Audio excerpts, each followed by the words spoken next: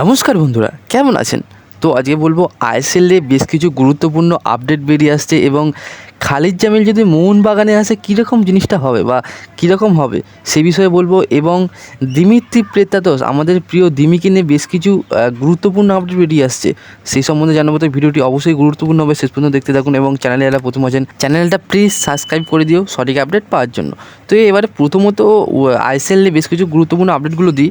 প্রথমত যে আপডেটটা বেরিয়ে আসে, যে আপনারা হয়তো অনেকেই জানেন যে উড়িষ্যার নতুন হেড কোচ ক্লিফোর্ড মিরান্ডা হয়েছে।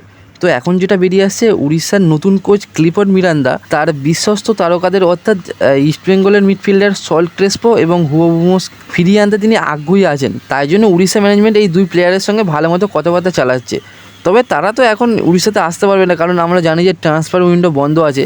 আবার যখন জানুয়ারিতে ট্রান্সফার উইন্ডো খুলবে তখন হয়তো তারা উড়িষ্যাতে আসতে পারে। তো এইটাই আপডেটটা বেরিয়ে আসছে। তো এর পরবর্তী আপডেটটা জানাই যে অনেকেই হয়তো জানেন যে চেন্নাই এফসি কার্লোস ডেলগাডো এবং কার্ল ম্যাকুবের সঙ্গে কথাবার্তা চালাচ্ছিল। তো এখন যেটা জানা যাচ্ছে যে চেন্নাই এফসি কিন্তু সুপার কাপের আগেই কার্লোস ডেলগাডো এবং কার্ল ম্যাকুবের চুক্তি কিন্তু সম্পূর্ণ করতে চাইছে, এটাই কিন্তু জানা যাচ্ছে। এবং আর একটা আপডেট দিই, যেটা হচ্ছে পাঞ্জাব এফসি কিন্তু অ্যাদ্রিয়ান লুনাকে কিন্তু ভালো মতো ইন্টারেস্ট দেখিয়েছিল। তার জন্য পাঞ্জাব এফসি চাইছে যে জানুয়ারির ট্রান্সফার উইন্ডোতেই অ্যাদ্রিয়ান লুনাকে সই করাতে তারা আগ্রহী হচ্ছে বা সই করিয়ে নিতে চাইছে তারা। তো এইগুলো আইএসএল ট্রান্সফার আপডেট নিয়ে বেরিয়ে আসছিলো, সেইগুলো আপনাদেরকে জানালাম।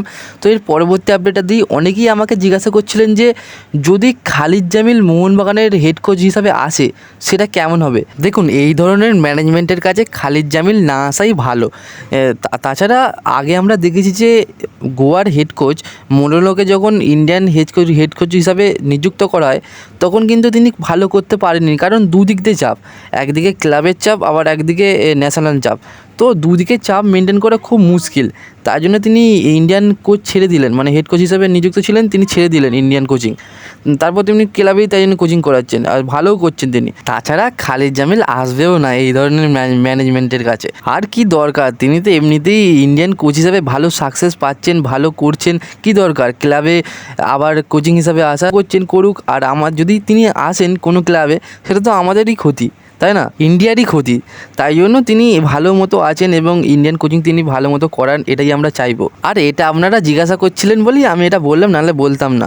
তো এর পরবর্তী বা লাস্ট আপডেটটা জানাই যে দিমিত্রি পেত্রাতস নিয়ে কিন্তু একটা বড় খবর বেরিয়ে আসছে। তিনি কিন্তু হয়তো মোহনবাগান ছেড়ে দিতে পারেন, কারণ নানা রকম নিউজ চ্যানেল থেকে যে আপডেটটা বেরিয়ে আসছেন যে দিমিত্রি পেত্রাতস কিন্তু মোহনবাগান ছেড়ে দিতে পারেন। এটা কিন্তু খুবই কষ্টের সমর্থকদের, আমাদের মধ্যে সমর্থকদের কাছে ভীষণ কষ্টেরই ব্যাপার। তো এটা হতেও পারে, কারণ তিনি ইনস্টাগ্রামে যে একটা পোস্ট দিয়েছেন সেটা কিন্তু কোনো ক্যাপশন না দিয়ে তিনি একটা এই ধরনের ছবিটা দিয়েছেন, দেখতে পাচ্ছেন তো? এই ধরনের ছবিটা দিয়ে তিনি কোনো ক্যাপশন না দিয়ে তিনি ছেড়েছেন।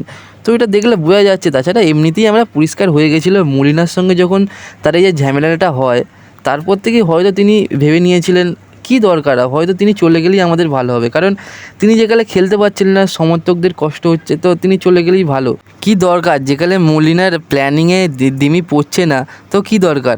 আর তারই সঙ্গে বলে রাখি যে যদি দিমি যায় তার সঙ্গে সঙ্গে আমি চাইবো যেন মলিনাও তার সঙ্গে চলে যায়, কারণ এই ধরনের আমাদের কোচ চাই না, যে কোনো প্ল্যানিং ঠিক নেই, অত ভালো ভালো প্লেয়ার বেঞ্চেতে বসে আছে, খেলাচ্ছে না, তো কী দরকার এই ধরনের কোচ? তার সঙ্গে যদি দিমি চলে যায় তার সঙ্গে কিন্তু কোচও চলে যাওয়া উচিত, আমার যেটা মনে হয়। তো আজকে এতটাই। ভিডিওটা ভালো লাগলে অবশ্যই লাইক এবং কমেন্ট এবং শেয়ার করে দেবেন। ধন্যবাদ।